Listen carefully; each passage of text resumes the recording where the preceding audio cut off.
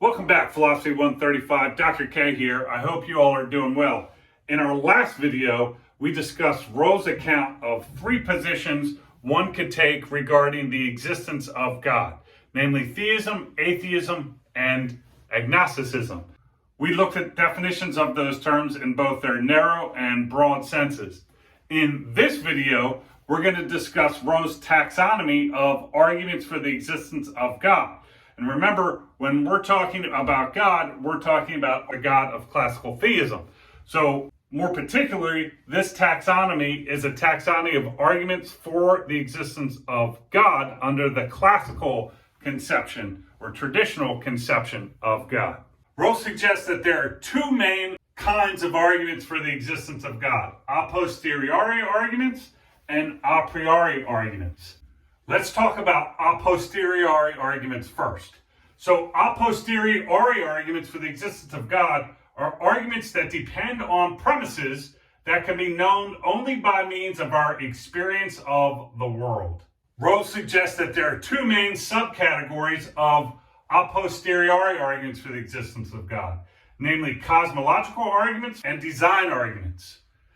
Cosmological arguments for the existence of God are arguments that start with simple facts about the world. For example, it might start with a claim saying that the world contains things caused by other things. And from a premise such as that, in conjunction with other premises and principles, it's going to attempt to deduce the existence of God. Now, Rowe says a few things about the cosmological argument. The first is he says it can be traced back to the ancient Greek philosopher Plato and also his student Aristotle. And in the least, we're going to look at Plato's cosmological argument in his work, the Timaeus. He also says that the late medieval philosopher Thomas Aquinas, in his 5 ways or 5 proofs for the existence of God, gives 3 different versions of a cosmological argument for God's existence. Now, another important point that Rowe makes about the cosmological argument is that in its full expression, it can be looked at as having 2 main parts. The first is a part that aims to prove the existence of some kind of special being. For example, an uncaused cause, an unchanged changer, a necessary being. Aristotle also talks about an unmoved mover or prime mover, or some being that has to exist. Right? So the first part aims to prove the existence of a special being, and the second part is one that aims to show the special being established in the first part has and must have the features of the theistic God. That's to say that it's a being that is non-physical or spiritual, has no location in space, is independent of the physical world, is all good, all-knowing, all-powerful, etc. And again, at least one example of a cosmological argument that we're going to look at in our course is the first main one that was ever made, namely Plato's cosmological argument in his work, the Timaeus. Another famous cosmological argument that we might get a chance to look at is Al-Ghazali's Kalam cosmological argument. And Al-Ghazali, or simply Ghazali, was a medieval Islamic philosopher. This argument has been picked up by a well-known contemporary philosopher of religion, William Lane Craig, and developed and further propounded and advanced as being one of the best arguments for the existence of God. Okay, so the second subcategory of a posteriori arguments for God's existence are what we're going to call design arguments. So design arguments, they're a posteriori arguments. That's to say, they're arguments that depend on premises that can only be known through our experience of the world. And in particular, a design argument is going to start with facts about the world exhibiting order and design. And then from those premises about the world or the things in it exhibiting order and design, authors of the design arguments attempt in conjunction with further premises and principles to deduce the existence of God. At least one example of a design argument that we're going to look at in our course is, once again, Ghazali's argument from design. Ghazali, we'll see, is going to argue from the intricacies of the human body, both as a whole and in its parts, and how everything is related to the existence of God, which he thinks has the qualities of being all good, all knowing, all powerful.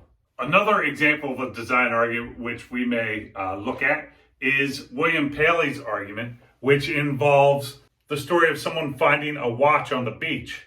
The idea is that if someone found a watch on the beach and they opened it up and looked at the gears and all the intricacies inside, they would infer from that something with intelligence created it. Now, the idea is if you're going to infer from finding a watch on the beach that something with intelligence existed that created that thing, then look at the intricacies not only of our Earth but of the universe. How could we not then infer the existence of a divine creator of the universe? A creator with at least some of the characteristics of the God on classical theism. For example, immense power and immense knowledge. Okay, so we've covered one main kind of arguments for God, namely a posteriori arguments, and we've covered two subcategories of a posteriori arguments, namely cosmological arguments and design arguments. Now let's have a look at what Rowe takes to be the second main kind of arguments for the existence of God, that's to say, a priori arguments. So Rowe takes a priori arguments to be arguments that depend on premises, all of which can be known independently of our experience of the world by just reflecting on and understanding them. A main example of an a priori argument for God's existence is Anselm's ontological argument. If you remember in your reading and the video I had on Anselm's argument for the existence of God, it's going to begin with the concept of God. God is that than which a greater being cannot be conceived. That's not a premise that you need to look to the world to determine whether or not it's true. You can understand that premise by simply sitting in your couch or your armchair, meditating on a mountain, and thinking about it. Let's look back at the example of Anselm's argument under the simplified version of his argument for God in the Proslogion. Now, remember, TTW stands for that than which a greater being cannot be thought or conceived. That's the definition of God that Anselm uses throughout his work, the Proslogion. So the argument involves that principle. Yes, it's not the very first premise in the argument, but it could have been. That's just a matter of the order in which I laid out the premises. The point is that it involves that premise, which you don't need to look to the world to know whether or not it's true. You can think about it in your mind. And the same thing with the claims in 1 and 2. 1 says a being that exists in reality is greater than one that doesn't. Where would you find if that was true or false in the world? Nowhere. You know that it's true or false by examining it and thinking about it with the eye of your mind. And the same thing goes for premise 2. If God does not exist in reality, then God is not TTW, or is not that than which a greater being cannot be thought. You can just see by thinking about it and understanding the meaning of the terms involved in the proposition that it's true that if God did not exist in reality, he wouldn't be that than which a greater being cannot be thought. Because we could think of a greater being than that, namely one that did exist in reality. Right? So this is why Anselm's Proslogian argument for the existence of God, which is also often referred to as the ontological argument for the existence of God, is a central example of an a priori argument, because it's an argument that depends on premises, all of which can be known independently of our experience of the world by just reflecting on and understanding them. Right? Whether or not these premises are true or false is not going to be settled by going out and conducting scientific experiments that involve observations of the sensory world. It's going to involve reflecting on these principles, thinking about the meanings of the terms and concepts they express, and those kinds of activities. Okay, so we've had now an overview of Rowe's taxonomy of arguments for the existence of God. We've seen that he takes there to be two main types of arguments for the existence of God: a posteriori arguments and a priori arguments. We've seen that he takes two main subcategories of a posteriori arguments to be the cosmological argument and design arguments. And we've seen a main example he gives for a priori argument is Anselm's proslogian argument for the existence of God that we've already considered, and which is also called the ontological argument. I've also said that in the least, in our course, we're going to look at Plato's cosmological argument for God in his work, the Timaeus. We may also look at Al-Ghazali's Kalam cosmological argument if we have time. And another cosmological argument that I'd like to consider is one that's offered by Maimonides.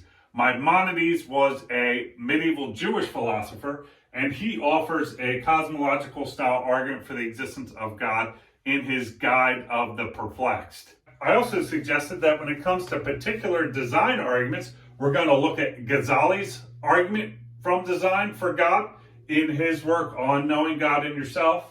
And we may also look at William Paley's argument from design for God, which involves that story of finding a watch on the beach. When it comes to ontological arguments, we've looked at Anselm's argument for God in the Proslogian, which is an a priori argument, and it's often called the ontological argument. Now, besides these particular arguments, which we will look at or may look at in the class, I also want to look at least two more arguments. The first is an argument from truth, which is an argument given by Augustine, who was an early medieval Christian philosopher. And the second is an argument for God from goodness, which was given by Boethius, or Lady Philosophy, who manifests to him and has a discussion with him while he's awaiting execution. As we consider these arguments, I want you to think where they fit, if anywhere, on Rowe's taxonomy.